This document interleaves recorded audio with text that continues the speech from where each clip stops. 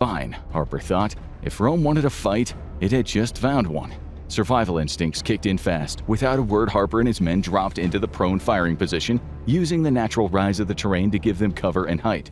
At over a mile out, they were lucky to trade distance for time. Time to assess, plan, and prepare. If the Romans rushed, they'd be cut down before they made it halfway up the hill. If they waited, the SEALs could set up a deadly kill zone, perhaps even an ambush. Smitty the sniper shifted into position, Barrett rifle digging into the dirt as he peered through his scope, his breath slow and controlled. This is a drill, right? His voice was dry, tinged with dark humor, but there was an edge of hope to it, as if the command team might suddenly call it off, as if this was some insane, full-immersion VR exercise cooked up by DARPA. Harper didn't respond. He just scanned the thousands of shield-bearing warriors, their eyes set on the small force atop the ridge. This wasn't a drill. It was history, and SEAL Team 7 was caught smack dab in the middle. Harper gestured at the approaching army. "You ever seen a historical reenactment with actual Romans?" he said, not even believing his own words. Even the SEALs had to admit the Roman legion was a marvelous machine, precise, disciplined, and terrifyingly massive. From their ridge, Harper's men had a perfect vantage to witness its full crushing scale. Over 5,000 men advanced in rigid formation, their red crests bobbing in unison.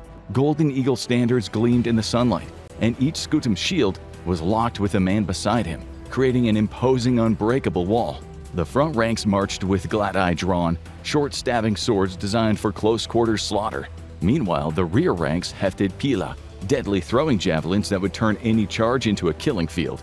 The red crests of centurions bobbed through the ranks, barking orders in clipped, efficient Latin, ensuring flawless coordination. There was no hesitation, no breaking formation, just a calculated, relentless advance.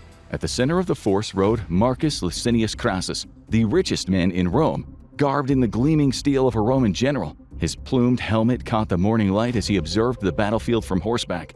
Gaius Cassius Longinus, the second in command, rode beside him, scanning the SEAL's strange posture and position with the cold, calculating gaze of a veteran strategist. Harper had read history. These were no amateurs. A Roman legion wasn't just an army, it was a war machine, honed by centuries of conquest. Every legionnaire had been hardened through brutal training, taught to march 20 miles in full armor, to construct fortifications in mere hours, to kill in brutal close-quarters combat without hesitation.